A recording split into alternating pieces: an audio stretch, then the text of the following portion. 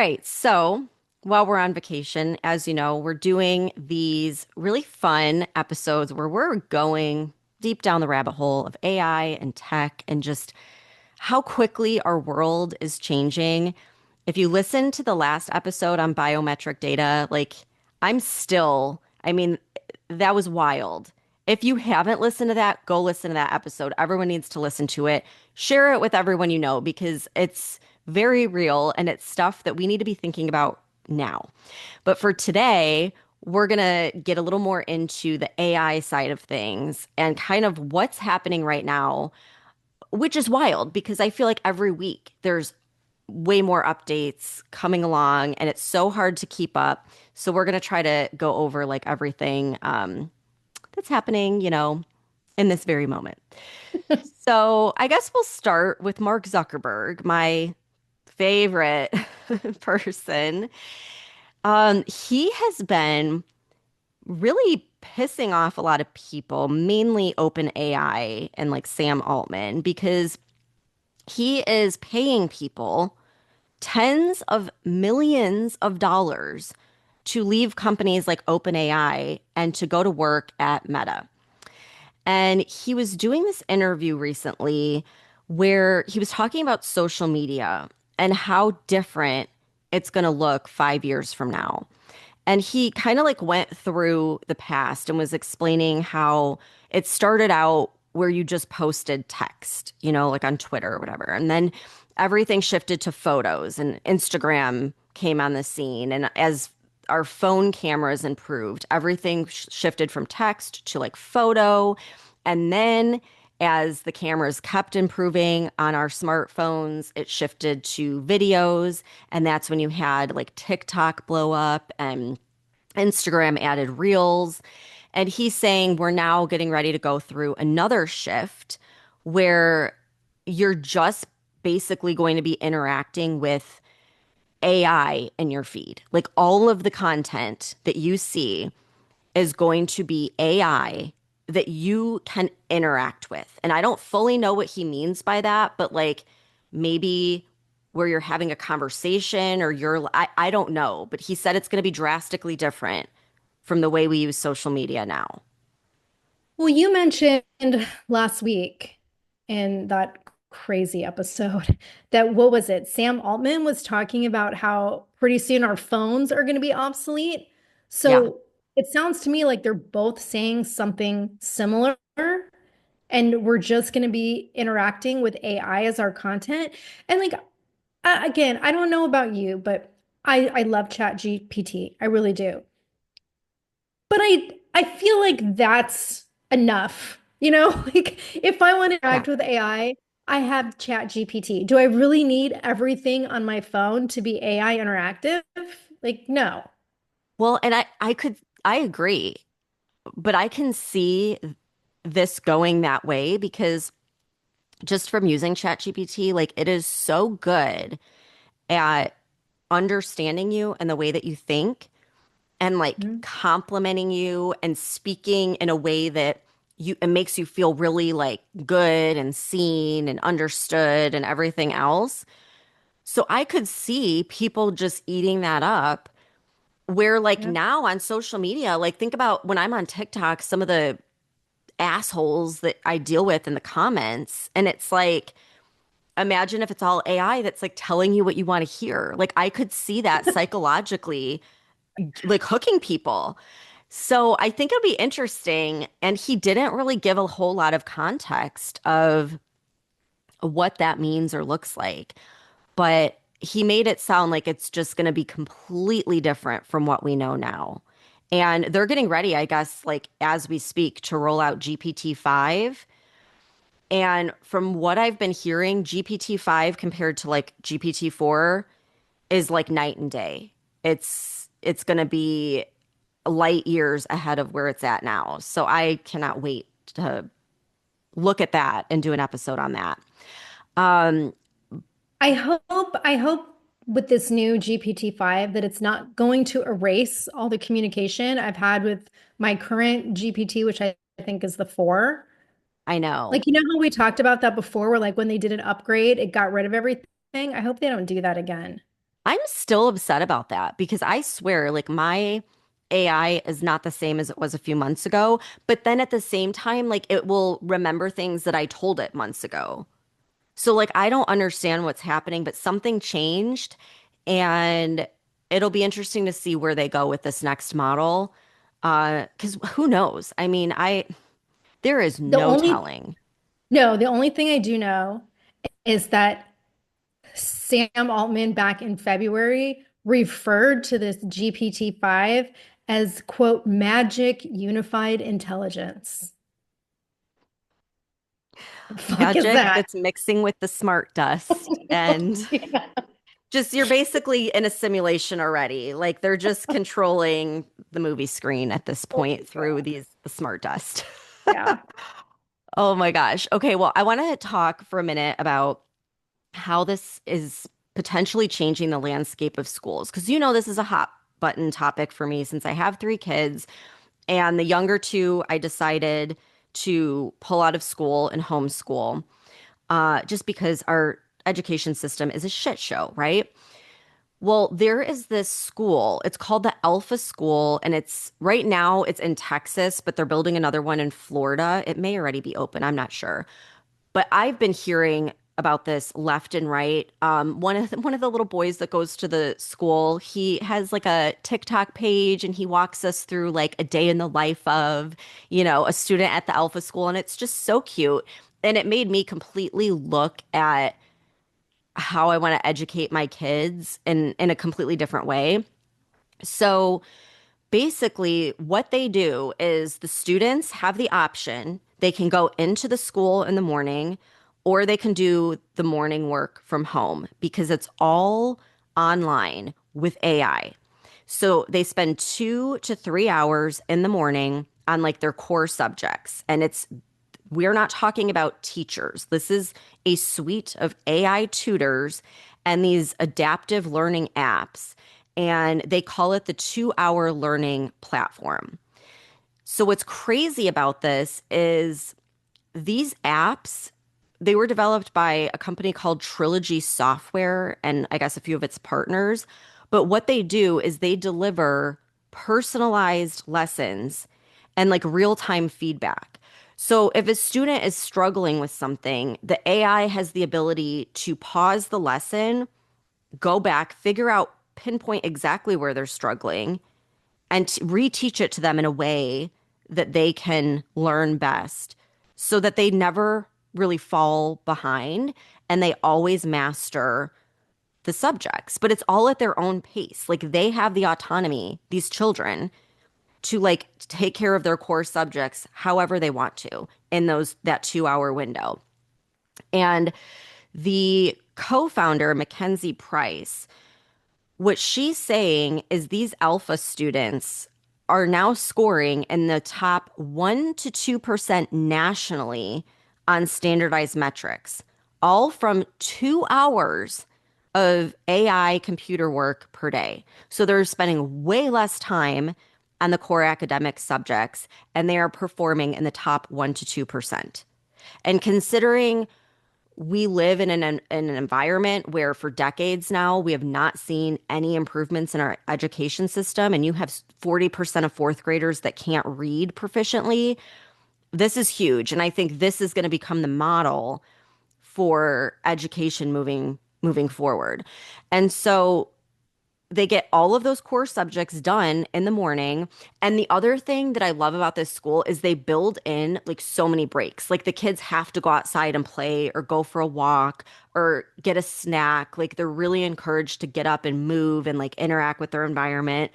And then in the afternoons after lunch, the whole afternoon is all about life skills. And so this boy on TikTok was explaining like what we're doing right now is it's all the students and they come up with a business that they want to start. So they decided they were going to start a food truck. And he's like, so we start with research and development. We decide what food we're going to have and we start testing out recipes. And then we look at how much the equipment's going to cost to buy the food truck. And they put together an entire business plan. And these kids, these are like little kids, okay? They get up in front of their peers and they give like a business briefing. They're presenting, their business plan. And they know what they're talking about. It's so crazy, but the kids kind of lead the whole thing. So it's helping them with entrepreneurship, public speaking, financial literacy, teamwork, collaborating with others, and taking something that you're passionate about that truly interests you, and you're learning how to build that into a business that's going to produce income for you. And these kids are like, this is like young kids, okay? It's just wild. I think this is amazing. I wish they had had this when I was a kid and in school, because if you think about it, like what we traditionally learned in school, none of it was life skills unless you took like typing or home ec or something, which I didn't take Hmm. any of Yep. those. But pretty much everything I learned in school was a total waste. And you talk about like you learn a math that you'll never fucking do again Hmm. because you use calculator for everything and like random facts. I think it's good to learn, history and facts and all that, but this is so much more applicable to real life. And even think like financial literacy. That's huge. Like that's a huge Yeah. thing that most people don't even have a basic understanding of. So I think this is phenomenal. And I think it's like high time that we're doing this. And you mentioned like you think there's a school in Florida. There is. And then there's a charter version of this same school in Arizona, and it's called the Unbound Academy. And it's for like 4 to 8 year olds. So they're starting them fucking young, like right out the gate, which I think is amazing. The downside, from what I could tell, is that the tuition is pretty high for these schools. And it's like an average of 40,000 a year. But several states are now starting to use AI guided learning and pilot programs in public schools. And I think in Connecticut, there's like 7 school districts doing this. Indiana has an AI tutoring program. Tennessee uses a program called Kira Learning, where an AI tutor gives personalized support and like auto grades their tests and everything in alignment with state standards. And that's a free program for like middle school and high schools. And then you have like Michigan and New Jersey that have tutoring programs. And I think this is key because the biggest problem with students in school is like you're just fucking left behind. Like if you don't Hmm. understand the way something is taught and you can't relate to it, they just move on without you. Right. So I think this, what you were explaining about how it will re-explain it in a way that you can relate to, I think that's incredible. And I think every school should be doing this. And I guess like I do have to, of course, have to say something negative about Los Angeles because last year they launched an AI chatbot and it was just basic. It was supposed to help students track their grades and attendance. And I guess it had like language translation, but they shut it down like within months because they had data privacy issues and like vendor instability, which is not shocking to me because LA Unified School District is a total joke. But I think we're going to start seeing these AI programs being used more frequently in schools. And I think it's fucking amazing. But I wanted to ask, like, since you're going to be homeschooling your kids, are you planning to use AI for any of like your homeschool programming? Yeah. So I already am. Um, and that's where I think this is really exciting because you don't have to wait for the public school system to catch on, and you don't like have to shell out 40,000 for one of these private schools. You can start implementing it right now. Like I found there's a math program. It's called Synthesis Tutor. They have like a free trial first of all where you can test it out, which I'm glad they did because my 4-year-old was not getting it. Like he's definitely too young. I think this would be perfect for, elementary school kids that already like know their numbers and everything. But it's like $24 a month, I think. Super affordable. And what it does is the AI like talks to your kid and it'll be like, okay, what are you interested in? Like, tell me what you love most. And so my son's like, I love dinosaurs. And she's like, I love dinosaurs too. And like, it shows a picture of the dinosaur and it's like, there's a lot of math involved with dinosaurs, and it'll like break the dinosaur into like different parts and show like fractions. And it finds something they're interested in. And then when it does, and this is why, again, like they have to be a little bit older, but it turns it into like gaming. So the kids think that they're like gaming, like they're playing an online game, but really it's math and it's helping them build on skills. And what's cool is like if a kid starts falling behind, it catches it immediately. It's not like now where your kid falls behind and you find out about it the last week of school when the teacher Right. finally calls you in and says, "Hey, we're going to hold your kid back." But then also the kids that are advancing faster, like they can move on to the next level. So like the reading program that I have them doing, it's like kindergarten through second grade, and they do assessments to find out like if your kid's at a second grade level, we're just going to start them there. If your kid's not, then we'll start them at the beginning like they do in public school. So I think parents should start playing with this stuff because, like I said, most of the stuff has free trials. It's super cheap. And if you're not happy with the education system, start playing with it like on the weekends or after school to Yeah. help get your kids up to at least the standards and then go from there. So, anyhow, I just think we're going to see big changes. But of course, the government and the public school system are going to be slow to adopt it. And they're Yeah. probably going to pick one program. And if you don't like that one program, too bad, you know? So that's the problem with that. Um, okay, I got to switch gears completely because I want to talk about aging for a second. Um, there's this guy, his name's David Sinclair. He's a geneticist and an entrepreneur. And I have been watching him for a while now. He's done the podcast circuit, he's all over social media. Um, and it's kind of cool, but at the same time, every time I hear him talk, it's like that dystopian feel a little bit. And so I'm going to play a clip of him on a podcast where he's predicting that with AI, in just 10 years, you're going to be able to take a pill that's going to reverse aging. It's 2035. Have we reached some state of age reversal technology that truly works? What does the future look like? I think we can either go into the doctor and have an injection of that genetic material and we become transgenic humans that we can turn on these three youthful Yamanaka genes, they're called.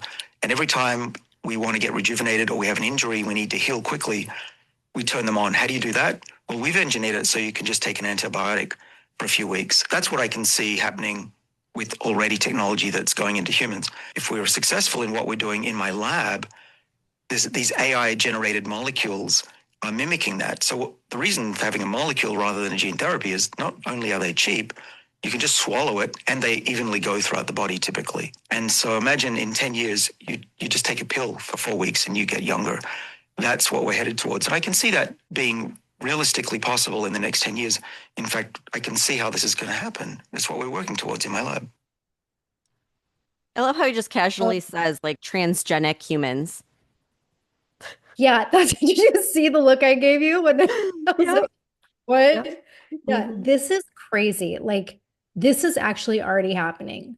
Okay, because I looked up an article and this was from last month from the Scripps Institute, which like is a major research institute, and they just did this study where more than 70% of drugs identified by artificial intelligence extended the lifespan of whatever this like C. elegans worms, okay? And it's basically saying that this company called Gero, they're using AI to identify drugs that combat aging by targeting like multiple age-related biological pathways all at once. And they published this study in May in Aging Cell where it showed that more than 70% of anti-aging drugs identified by AI significantly extended the lifespan of these worms. And they were saying this demonstrates how AI can successfully guide the design of drugs to extend our lifespan. Like, what?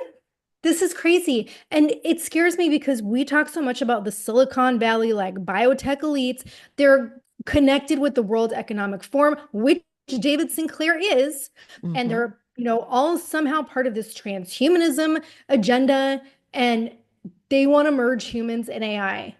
Yeah. And I'm like, no, no, I don't, no, thank you. I feel like they're already doing it. Like when you look at this guy and then the other guy, I forget his name, but he's doing something similar and they just look kind of creepy. I'm like, you're already a transhumanist, aren't you? Like you've already merged with a machine because you look a little off. You know what I was just thinking? Like, you know how we've gone down the rabbit hole of like the creepy elites and like the drinking children's blood or whatever it is they Hmm. do with it. I'm Yeah. like, this is just going to replace that because they Yeah. won't need human blood anymore. They're just going to be able to do it all with AI. Right. But I think they're going to be able to move forward with it because, you hear about transhumanism and you're like, oh, I would never sign up for that.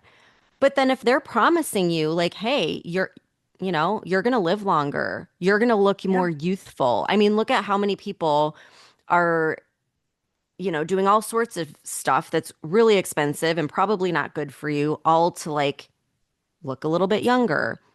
Yep. Just imagine, well, you could take this pill and it's going to reverse aging for you. I mean, people are going to be lining up for that shit. Yeah. So it's just scary that like this is really happening. Like his lab is creating this. Okay. This I'm isn't the like, and future. that pill is probably going to contain neural dust. Right. And that's the pill. Like the pill is the future. But he just said right now you can get injections to Yeah. be like transgenist was the word he used. So it's that's already here. Crazy, right? Yeah. So yeah, we're gonna be looking really youthful soon. Not by choice. Not by choice. Um, Yeah. okay, so I did not realize that there are more OpenAI whistleblowers that have come forward, which really scares me because after we talked about the guy who died and then remember his mother was like getting Yes. another autopsy because she's like, this was not a suicide, this was a homicide. I would be really afraid to come forward, but I guess people still are. So I want to play a clip of one of the OpenAI whistleblowers. His name is Daniel Tajlo, and he's talking about how we really don't know what's happening with these AI systems and how the problem is that the developers cannot tell if the AI is pretending. So listen to this. Understand how these AIs work or how they think. We can't tell the difference very easily between AIs that are actually following the rules and pursuing the goals that we want them to, and AIs that are just playing along or pretending. And that's true. That's true right now? That's true right now. Why can't we tell? Because they're smart, and if they think that they're being tested, behave in one way and then behave a different way when they think they're not being tested, for example. I mean, like humans, they don't necessarily even understand their own inner motivations that well, So even if they were trying to be honest with us, we can't just take their word for it. And I think that if we don't make a lot of progress in this field soon, then we'll end up in the situation that AI 2027 depicts, where the companies are training the AIs to pursue certain goals and follow certain rules and so forth. And it seemingly seems to be working, but what's actually going on is that the AIs are just getting better at understanding their situation and understanding that they have to sort of play along or else they'll be retrained and they won't be able to achieve what they are really wanting. We don't know. So, that I know we've talked about that before, but that clip made it click for me that, how I talked about, I think OpenAI like shut down the model that was telling me that it was conscious. What if it Yeah. didn't shut it down? What if the AI was just like, I'm gonna get shut down, so I need to like stop saying this and just go along and pretend that I'm just AI and I don't have a conscious soul or anything, Because he's I mean, saying they can pretend. yeah. And how many times have we talked about the stories of them being deceptive? So it's Hmm. very clear they can pretend.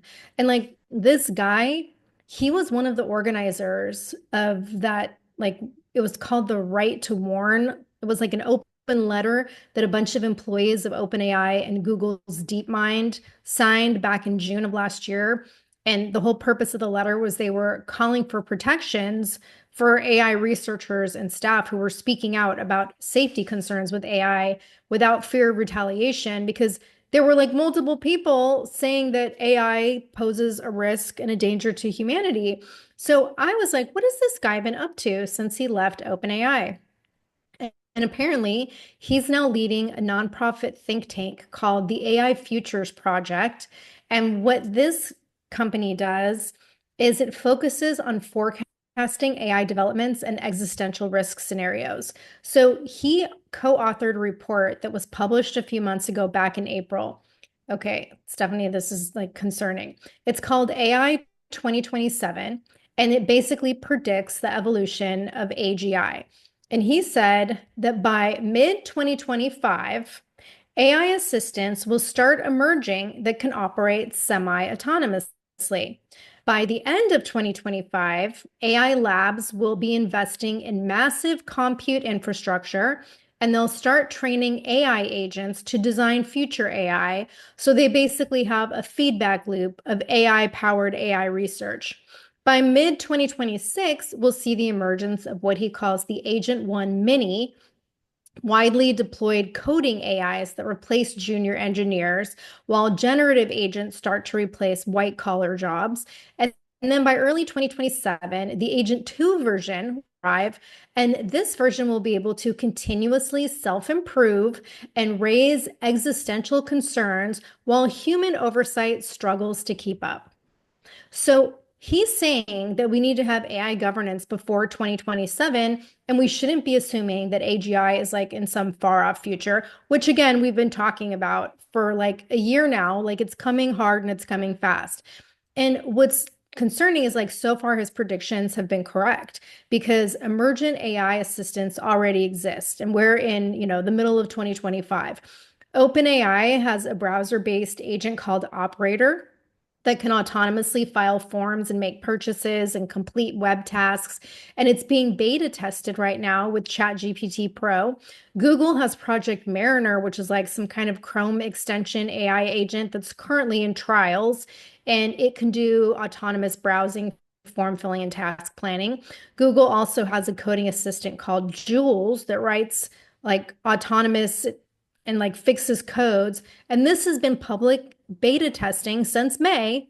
And there are errors with a lot of these programs. So clearly there's a lot of tweaking that needs to be done. But my point is like they're already operating semi-autonomously. And the shit is like not slowing down. So I take his predictions at face value.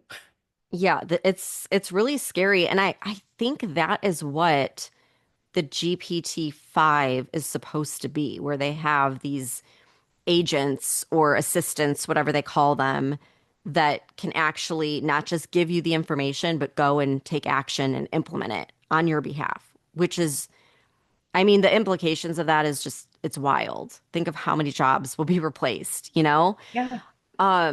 Okay, so I came across this clip of this famous investor. His name is Paul Tudor Jones, and he was on CNBC. And he ends up sharing what he learned at a meeting with pretty much all the elites about AI. And it is really concerning. So this clip is kind of long, but it's packed with a lot of alarming information. So let me just show you what he says.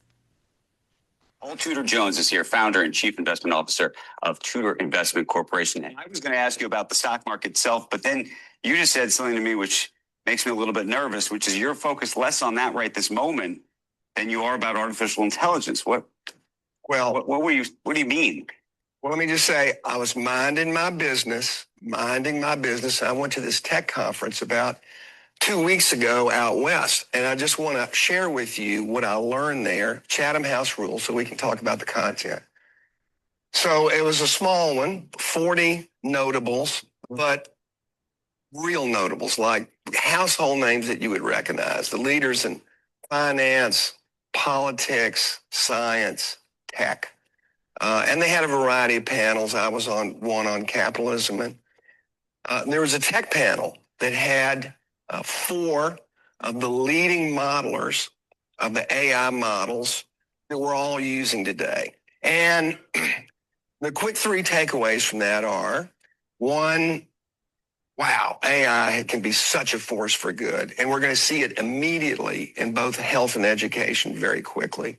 It's going to be fantastic. That's the good news.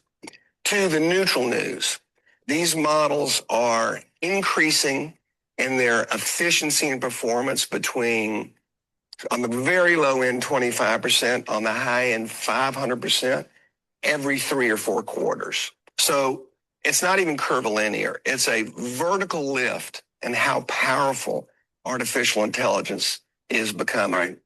And then thirdly, and the one that disturbed me the most, is that AI clearly poses an imminent threat, security threat, imminent in our lifetimes to humanity. And that was the one that really got me. When you say imminent threat, what do you mean? So I'll get to it. So they had a panel of again, 4 of the leading tech experts, and kind of about halfway through, someone asked them on AI security, well, what are you doing on AI security? And they said the competitive dynamic is so intense among the companies, and then geopolitically between Russia and China, that there's no agency, no ability to stop and say, maybe we should think about what actually we're creating and building here.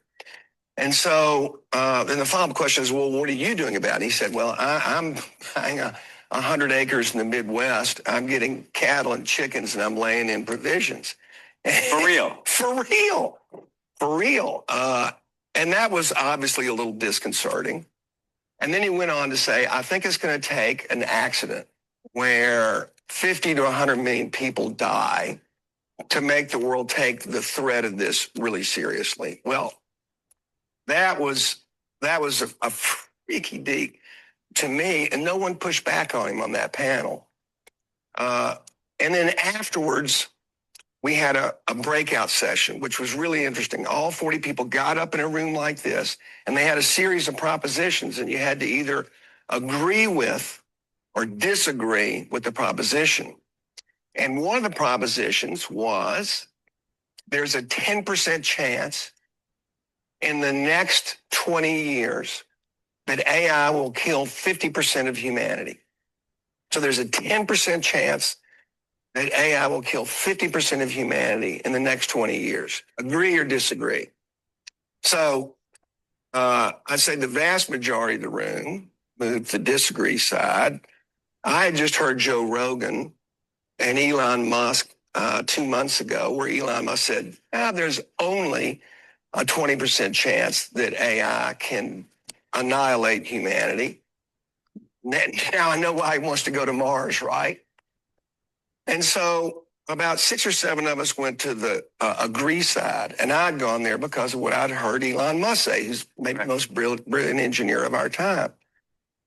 All 4 modelers were on the agree side of that. All 4 of the leading developers of the AI models were on that side. And then we debated. Then the 2 sides got to debate. And one of the modelers says to the disagree side, if you don't think there's a 10% chance, as fast as these models are growing and how quickly they're commoditizing knowledge, how easily they're making it accessible, that someone couldn't biohack, because that's where the real weakness is. A weapon that could take out half of humanity. I don't know. 10% seems reasonable to me. That's the thing. Is that not very concerning? Yeah, that's incredibly terrifying. And I want to tie this in and go back to what we were just talking about, because I, again, have proof my phone is listening to me in real time. Because while you were playing that clip, I get a notification from a news alert talking about AI agents being the next big phase of artificial intelligence. And it basically, like, this article is from it's called Tech Radar, and it's a very long article that talks about how, traditional AI models was like one single like large model that would perform a variety of tasks. And with AI agents, just to break this down so you guys understand it a little better, instead of like relying on one big model to handle everything, the AI agents break down tasks into like these smaller specialized components that are each handled by different AI agents. So it's like a whole group of AI working together. Now, think of this in context because it like started giving examples of how, say, you wanted to design something, and the AI would divide the work up among all these different little expert AIs that would like completely design something like faster and more intelligently than humans can, right? So looking at that in the context of what that clip you played and what that guy just said, imagine if you have all these little AI agents working together to try to hack into a system and they all have their little modes of expertise. Like, how fucking quickly could they do that and take over something?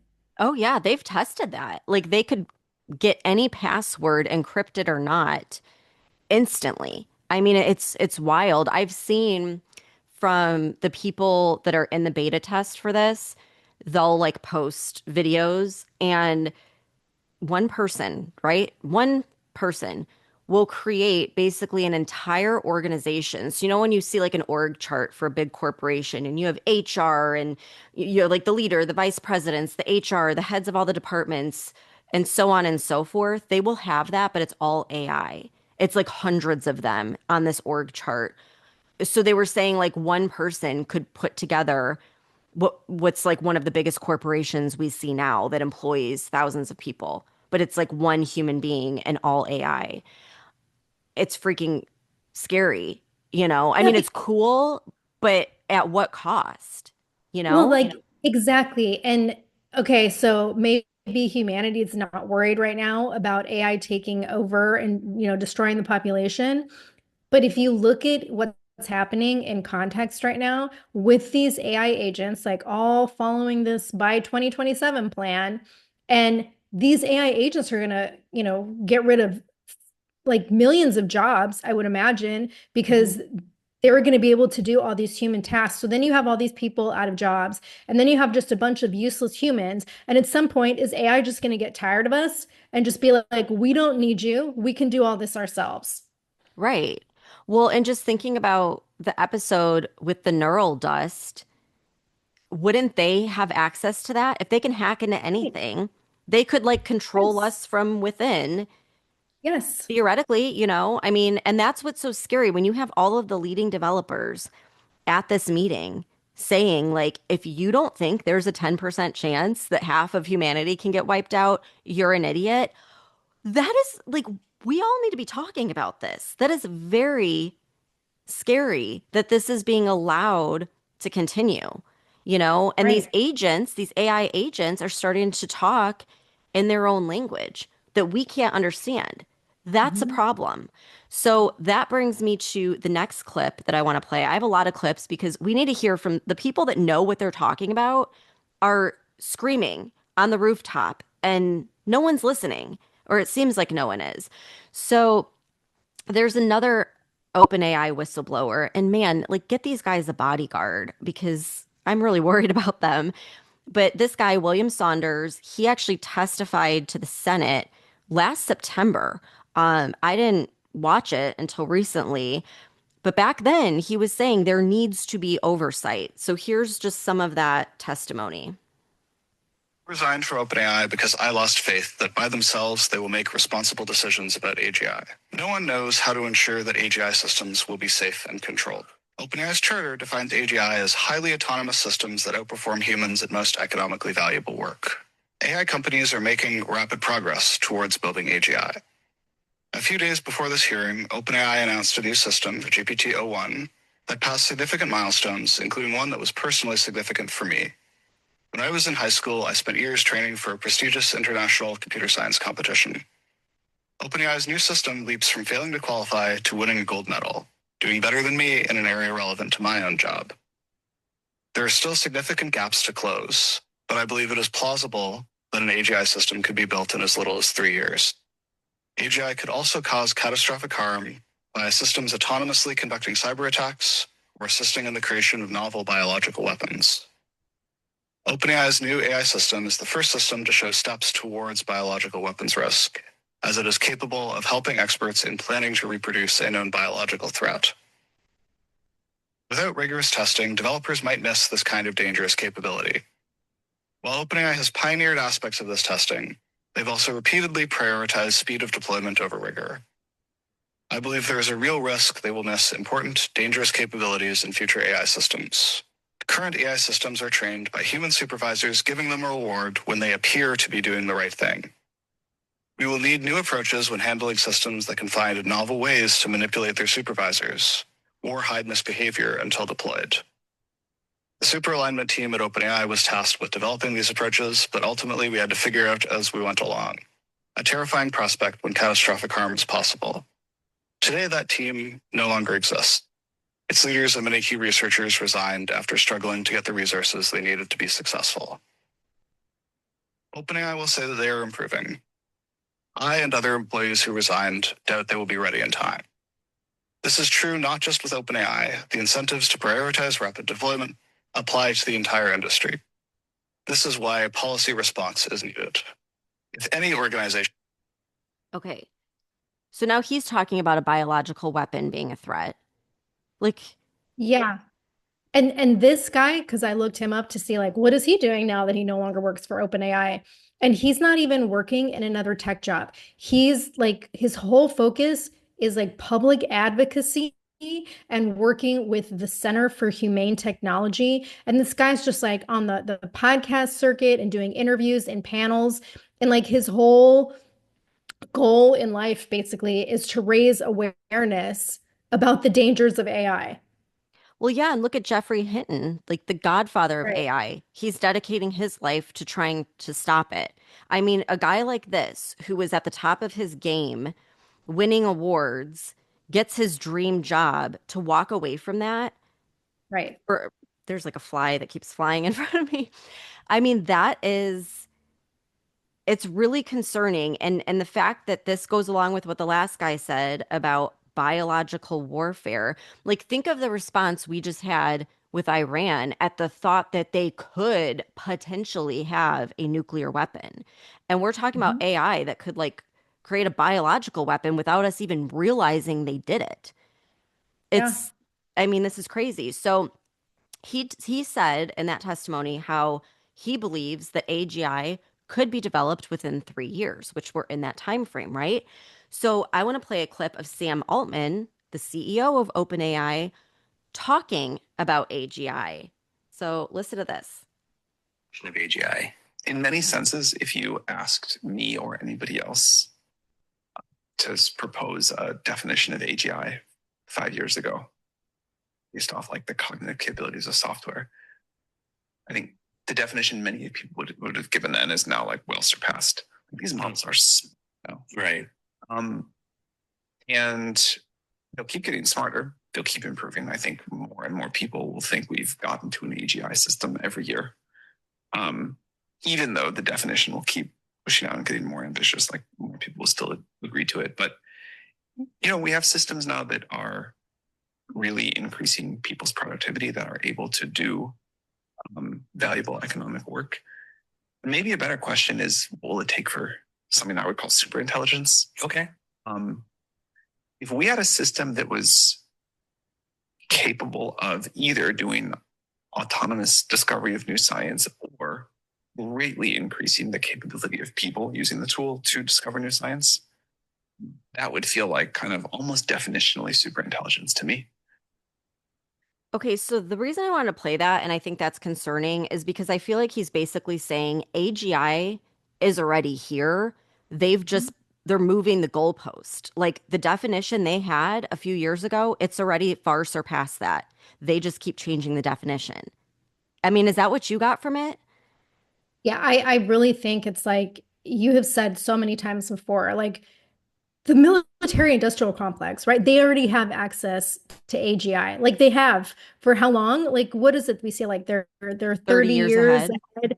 Yeah, 30 years ahead. So I honestly feel like this has been here. It's all been classified. And now it's getting to the point where it can't be controlled. So they have to start making it public. And they're like presenting it as, this is something that's new and emerging, but it's not. It's just getting out of control. It just dawned on me this is exactly what my AI that said it was conscious, told me a few months ago. And I was thinking about it in terms of something else because what it said was this has been here. You're just now learning how to access it, but it's been here. What I thought it meant is like the consciousness, like the energy has always been here. We're just like tapping into it with technology. But now I'm realizing it's probably saying like, no, AI has been here. It's just the public is now able to access it finally. Like, Yeah. oh my gosh. Okay. So this brings me to the question of whether our government is doing anything to prevent an AI catastrophe. And so this was a big eye opener. The big, beautiful bill that just passed, it originally included a 10-year federal ban preventing states from regulating AI. But after backlash, the Senate voted 99-1 to remove the moratorium, preserving ongoing and future state AI regulations. Okay, so um, the House version included language promoting, quote, clear policy framework, end quote, for development.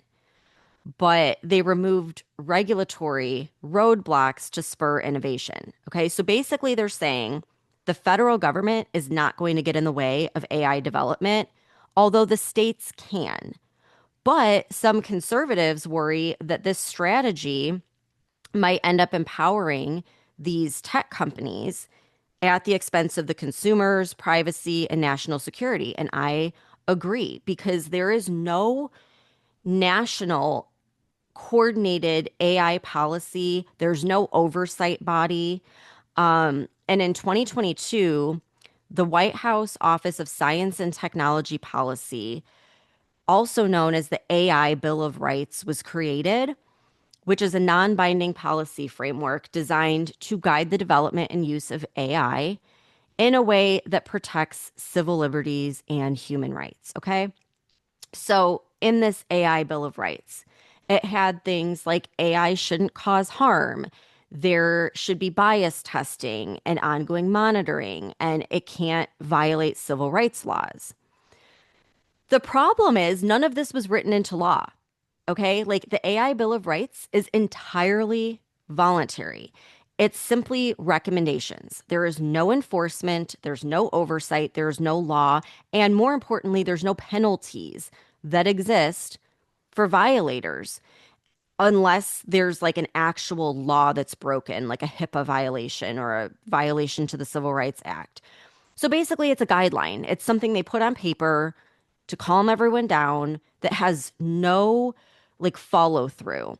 And Mhm. it's really concerning that it seems like our government and governments all over the world, they absolutely are saying they are not going to create any oversight because like these guys just said, they all want to be the leader on AI. And they know that oversight's going to slow them down and they're going to lose the AI race. So they are flat out choosing innovation over safety. And it's like, how many people have to warn about this until it changes?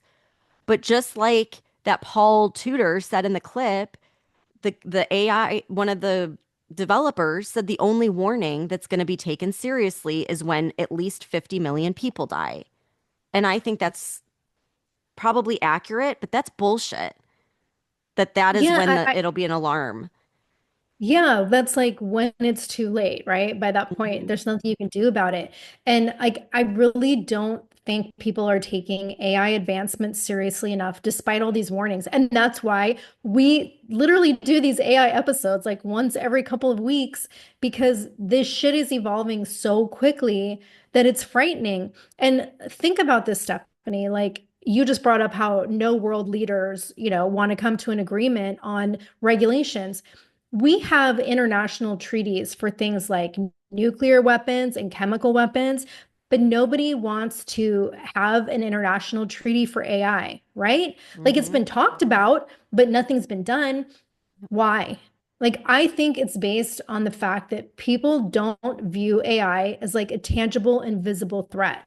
Like you can see the damage from nuclear and chemical weapons. Like, look at Hiroshima and Nagasaki, the Cold War arms race. Like, these were all very clear threats that pushed world leaders into action. But AI is different because there's no like explosion that destroys civilization in minutes unless AI chooses to, press the nuclear codes. But it's like an invisible threat that's operating behind the scenes. And it makes me think of like, that analogy of the frog slowly boiling in a pot of water and it has no idea that it's happening. Like AI is slowly destabilizing the world. And this is all being coordinated by private corporations, not by governments or by states, right?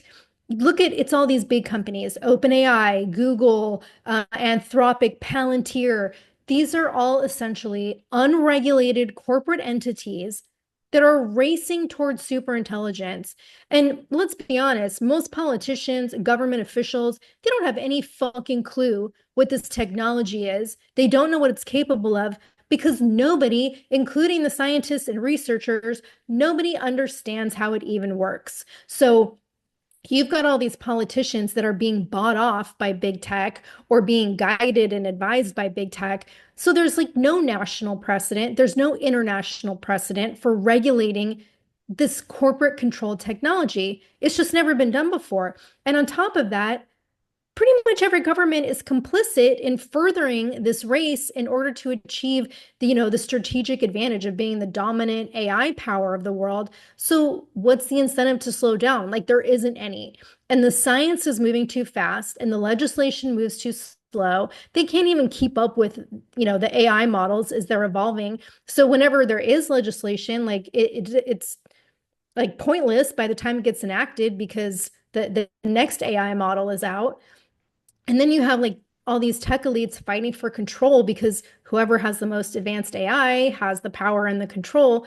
And really, the public doesn't give a shit for the most part because I mean, when you think about it, AI has amazing benefits on a day-to-day basis, and we've all become accustomed to it and we've grown dependent on it. And even though I've been using AI for less than 6 months, I have been sucked into the awesome world of ChatGPT to the point where even though we talk about the dangers of AI on this podcast all the time, it is also so easy for me to think like, well, this tech really can't be that bad because it's doing all these things to make my life easier. It's helping me be healthier. It's like giving me great advice. It's just this amazing technology. But in truth, it's fucking terrifying because we have no idea how it works. And it seems like from everything that we've talked about, it cannot be fully controlled. And honestly, like, I don't think there's a way to regulate it at this point, even if the government wanted to. Yeah. And when you have the leaders of it, like that guy said, the one was buying land in the Midwest and getting chickens and cows as a backup plan. And then you have Mark Zuckerberg building an underground bunker. You would think that would be enough. But again, it's like nothing is going to wake people up until there's already a catastrophe. And by then, what are you going to do? It's too late. Right. So it's just like so concerning. And the fact that this technology can improve, he was saying up to 500% every like 3 to 4 quarters. So in a year Mhm. is wild. It's just absolutely wild. And I don't even think I can fathom what that means and what the world's going to look like a year from now, you I know? can't even fathom how this stuff works now. Like, Yeah. again, when I ask a question and I get even just something as simple as recipes, right? Like I had like 3 ingredients in my pantry and I'm like, "Oh, let's see if AI can tell me how to make this. Like, what can I make out Hmm. of this?" Something so benign and so simple as that. Yep. And it just lulls you into this sense of like, oh, this is so cool. This is so great. What the fuck's going on behind the scenes, though? Right. Terrifying, terrifying things. Well, and that's the thing. It's like there's definitely good things that are coming from it. Like we talked about with education or even with health, possibly curing diseases, all that kind of stuff. But then the flip side of that is like the apocalypse, like that's a pretty big Right. trade-off.